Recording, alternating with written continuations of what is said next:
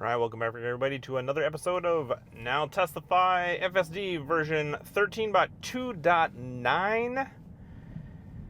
And I want to do a quick check-in with FSD on the Cybertruck. It has now been 306 days, the longest recorded time in FSD 5-year history, which we just had the 5-year anniversary of FSD, 5-year history that we have had to wait this long for an update. We're so desperate for V14. However, I've got some thoughts. So roll with me today. We're going to take a look at my usual route we're going to take a look at my usual route down to the Pybus Market. I have not done this video for, probably 300 days. And we're going to take a look at the issues that I've typically had. So I will mark those in chapter notes below if you want to skip ahead.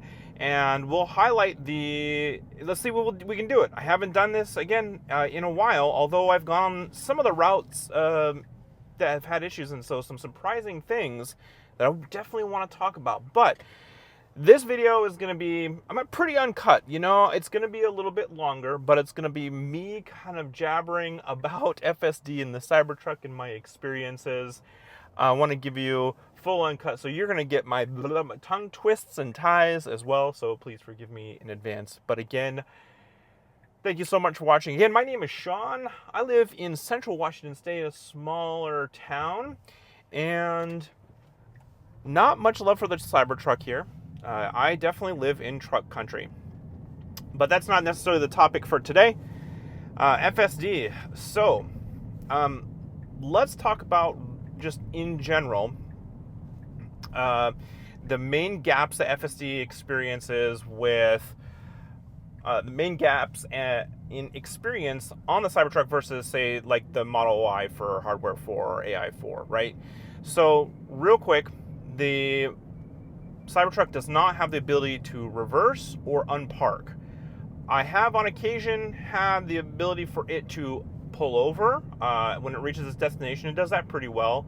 On occasion, also pull in headfirst into a parking spot.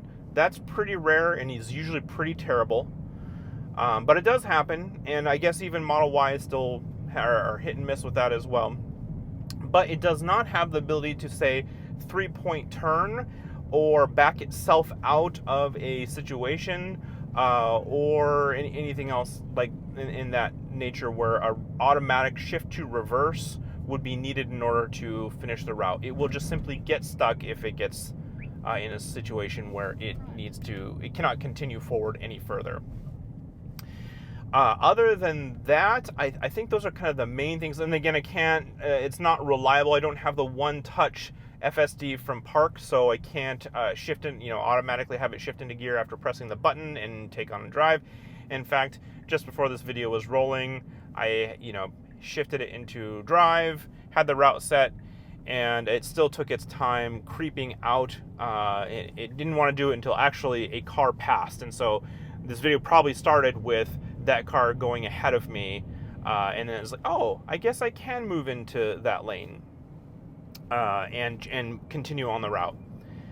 But so far, we're off to a really good start. The unprotected left turn that was at the beginning back there was actually pretty good. It is very hesitant, I think. There are still some gaps that are there. It also didn't use the kind of merge lane that is there, so it kind of crossed over that right and kind of just continued into the lane. So that is an available lane for use. Here we've got a yield to a traffic circle traffic, and we're far enough ahead of the traffic there that would have been fine. That one, I have had an occasion where it is not great, and I've had to stop it. And I think that one is just a little bit tricky as well because of the oncoming traffic is so far behind, and where most people, I think, would let that traffic circle traffic keep going. I'm going to go ahead and skip this. I always forget this. It's been so long. We're going to let it reroute here, and I'm going to disengage. It's not going to count because I want to take a different route to the market. And again, it's just been so long since I've done that. Okay, we've got a reroute here, so I'll go ahead and re-engage. we're not going to count that as a disengagement because that's a routing issue that I wanted to take. At any rate, so anyway, traffic circle yield there has been hit or miss, but that's always been the case. It's I've never felt confident. So I'll be looking in V14 for that one to be consistently good. And it might be one of those things where I need to lightning round it and do it several times. It's just, everyone takes so long to set up and record because I have to come all the way across the bridge, go all the way back across the bridge, go all the way around and loop. Anyway, so it's just a big loop in order to get that. And then every time it's not necessarily, you know, an ideal situation where it can be tested. I'll be able to go through like I just did today without any traffic. Sometimes there'll be a lot of traffic and it will have to wait anyway. So that one's just hard to do again and again and again. It really takes some additional time. Not saying it's not worth it, but yeah. Other than that, the other thing that I will say, so we talked already about the kind of missing features on 13.2.9 for the Cybertruck that Model Y has, and that's unfortunate. I don't have any highway driving for you here, but I did take my car 1,600 miles from here all the way down to a little bit past San Francisco, San Mateo for the Tesla takeover. Shout out to John and crew for an excellent event. That was so much fun. Great location. A little bit more shaded spots would be fantastic for a respite from the sun, but other than that, I love the size and the vendors and everything. Nope, gosh, so this is another weird thing. I have not seen this route being taken before, actually. So some routing things here, which are interesting. So I'm gonna go ahead and put it back here. No, it wants to keep taking this right. So that's really weird. And then I would love to test this merge, but the route's not gonna cooperate. So I should have pre-planned that, but didn't. And let's see, because I want to take us to Orondo so we can get to the Pybus challenge. And so we'll see if it reroutes. If it doesn't, then we'll see. But this is odd. I've never had this happen before where it wants to take those bottom streets or thinks it's faster. Maybe there's a bit of a traffic back up here. At any rate, no highway, obviously, but that long road trip did give me a great opportunity to, okay, so that is perfect. That's the route we want to go. There's the construction. So, you know, that could have been a great feature. We do have construction. It is marked here on the map, which is fantastic. I'm going to give it a little bit of gas now. Yeah, I tapped the accelerator a little bit there, only because that's a red light camera. So rolling through that yellow is a little bit challenging. So we're not going to necessarily count that against it, but to give credit to the mapping system, it probably was trying to avoid this traffic, which is construction, which was noted on there. I just rarely have seen that happen. So, no, it wants to change lanes here. Maybe it's through the intersection. So that's actually could be, yeah, let's talk about that. The turn signals are I think, the worst bit about this update, or where we're at this point. So we're turning on the turn signal too early, and even showing on the route planner, we need to go to the next block. But people will be thinking that I'm going to be turning down this block, which is not true. I'm just getting into the next lane. So I have noticed where it will turn on its indicator intersection early, and this isn't a standalone thing.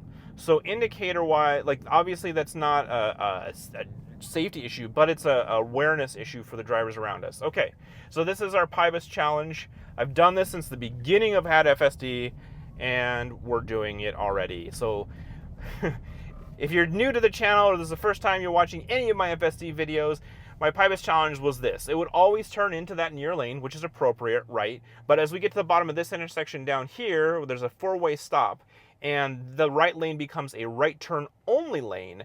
And FSD will either try to just forget that it's a right turn only and go straight, or it won't take that right turn, or it won't get into this lane. So the appropriate behavior is to get over to this left-hand lane so it can go straight, so we can go across the train tracks and to the market. And it typically had failed get in the right-hand lane and wouldn't turn right, and also would try to go forward. So it would do those two things completely wrong. So always needed to get into this lane. And pass. So, oh, and we've got a train. Let's see if we get, is it going to stop? We got some stop lines here. Things coming down. Nope, it's not going to do it. All right, so that is a blind spot there. I'm going to go ahead and back up just a little bit. And this is something that is pretty well known.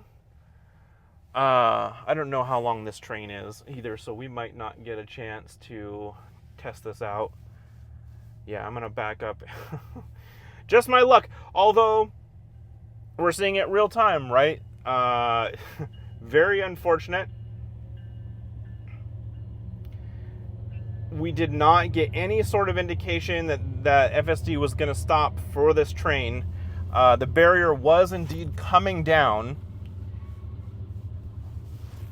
Doing a little bit of off-roading here because we can. I am in a Cybertruck.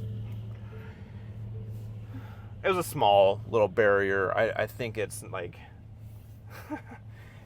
it's almost like a little driveway, right? So I'm gonna you're seeing that, you're gonna see this unedited, so I'm just gonna give it right through. We're gonna turn here real quick. This guy is gonna get stuck in the train traffic as well. And then we're going to put our end loop here. And let's go ahead and engage. All right. And let's see if we get the right route. Yes, that looks good. Okay. So there's Chuck has talked about this. It's been mentioned a lot of different times. Train stuff is scary, risky business. And that's the first time you're seeing it, first time where I've actually gotten to that intersection and a train. So it's 12:38. I'm going to try and remember that for future videos to see if we can get down here when V14 drops to see if there's any train handling at all, because that is something that I probably could test. But that the lights were on, it wasn't going fast enough to be honest, to make it through that train intersection. The barrier was coming down, so it was just, we were already past the stop line, so it should have just stopped, but it didn't. That's a big blind spot for V13. And that is not just Cybertruck from my understanding. So let's see if V14 has some logic for that. Unfortunately, because it would have been nice to get to the bottom of Pybus, or to get actually to the market and roll through, but we're not introducing a lot of, or we're not missing any critical areas of the route that I intend. But this is a big, this is a good unprotected left. It's 2-lane traffic in each direction, and we're at lunchtime, so it's fairly busy, although we got a decent sized gap. That was actually really good. We have this Durango coming from the right that's in the lane. Traffic is still clear on the left. It should try to go. I'm not going to do anything, but it should try to go. Good. All right, so we are rolling through. That's very good. We got plenty of traffic now coming from the left, and the right was clear. My criticism there, which is we're getting down to the nitty-gritty of criticism, because I didn't have to do anything there, and it did it safely and just fine. But in order for it to become something that is a little bit more reliable, or maybe in hurry mode, maybe that would be the best way to change this. Somebody's in a hurry, that might match the style, but it shouldn't have to wait for both lanes in both directions to be clear in order to take its lane, right? We're actually going to go ahead and move over and avoid traffic here. I love that. We're not even in hurry mode for that, and notice that lane was pretty much stopped, and we had a gap there behind the truck that's behind us. So that was a really great move. And yeah, so I would like the ability for hurry to do that, being able to join traffic into an empty lane instead of having to wait for both lanes. That's something I've noticed for sure. It just won't do. And normally when I'm by myself and I'm not, wanting to intervene, I'm going to go ahead and press the accelerator. It will do it with accelerator press, but in general, if you leave it alone, it will wait for a completely empty intersection in order to move forward. So, where we've got one more, we've got 2 interactions on the bridge coming up. that is going to be really great for us to see and test. And I haven't done this in a while, with an exception. We'll talk more about that in a minute. So 2 really good interactions coming up with traffic. But right now, I'm pretty sure we have been getting some of these minor updates since then. We've gotten the summer update, which gave us some new features like the Rave Cave, and the light sync, and some other great things that are escaping me, and I'm probably already taking them for granted because they're built in. But I think we have actually been getting some fine-tune adjustments to FSD that maybe they're just not documenting. I have seen much better performance, and I often now, on my usual routes to the usual places I go, are intervention-free. Again, as I mentioned, I may do the accelerator tap if I'm in a hurry, but it's doing the things like the lane selection is way better. The turn signal shenanigans are still a thing, and that's something that, again, I hope V14 is able to resolve. But lane selection and being able to be in the right space in order to continue the route has been very, very good in my town and my daily driving. And here, this is the lane that we need to be in order to follow this route in the most accurate way. So I do appreciate that. So we're already primed for our exit here off the Cellar Bridge. And what we're going to see here is both lanes can exit. This lane that we're in does not have to exit, but once it does exit, it has a choice of keep going hard right around the cloverleaf or kind of making a jaunt off to 28 here. So we need to keep on the cloverleaf in this inside track. And we're going to miss it today. And I'm not going to intervene, I was just going to tell y'all that has been a bane of my existence for a very long time, and until literally as I'm filming this video, it has nailed it for like the last 3 or 4 months. It has not done this before. I'm wondering if a lot of it has to do with the follow me car, but now we're completely off route from what I normally do, which is unfortunate, and now we're causing a different time. It's going to take time and more intersections, and I don't know why I had to touch the wheel for the nag there, but more time and more intersections because of that reroute, and that's unfortunate. And again, I was trying to, man, I'm going to show everybody on this video how amazing FSD actually has become, and it completely nails my Pybus challenge loop, and in the route that I put it in, right? So we're seeing right now, and interestingly, we're going to have to make another lane shift. So we could be in for some more shenanigans, which is my luck filming a video. I swear it takes the inside line almost every single time. That, again, was like the first time in months where it has missed it. And I literally mean months. Like, I go that route daily, and I have not had it miss. And I'm guessing that follow me car, it just thought that was the way to go. And not that I haven't had follow me cars before. I can't tell you. I can't tell you what it is or what the problem was. Definitely a mix-up versus the vision and the route planning. And so now we've got a new challenge. Traffic is backing up in this right lane, which we will need to get into in order to get to, so we're going to come here. We're going to come to this roundabout here. We need to be in the right lane in order to get into that roundabout. And it looks like it's almost trying to show on the route planner that it doesn't necessarily need to be in that lane until late. So I don't know. We're gonna see some weird shenanigans. Also, the map here doesn't show this quite accurately. It does show the outside lane. I mean, I don't know. I don't think it's reading the vision right. But this is the right route, but we're going to need to be in that right lane in order to get through this. Otherwise, if we don't make that exit, then we are going to end up back across the bridge and another huge reroute. Which, if you were in a robo-taxi, you're chunking away time. What would have been a 15-minute drive is now easily 20, if not 25. So we may get lucky, and I think we are, because, yep, that lane now, some of the vehicles did indeed go straight, so we got plenty of room to get in here. But it could also have been easily that there would not have been anybody, or the lot lane would have been plugged. And there we go, dry wipe. So there's another good example of an issue with 13 and just the Cybertruck in general, just dry wipes. It's crazy. So when we're back on track, this isn't the exact route, although very good stop here for the traffic circle. This is something that in this exact entrance to the traffic circle almost has zero traffic. So that was fantastic, waiting for that traffic and going ahead and proceeding. I have not had any issues with, for the most part. I do have another roundabout at the end of town where if I'm headed out of town, it will not be in the outer lane in order to make the exit, which can cause some issues. So there's been another spot.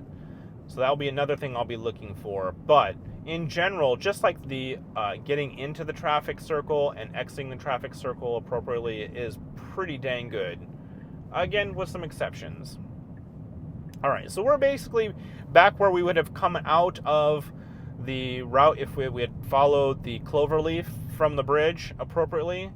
And is it going to roll the red? Yeah. So there is a disengagement, and something else I have noticed, it would have rolled that red, and that's absolutely not something that should have happened, right? I've seen that on and off, but most recently I would say I have seen it stop, even in those situations.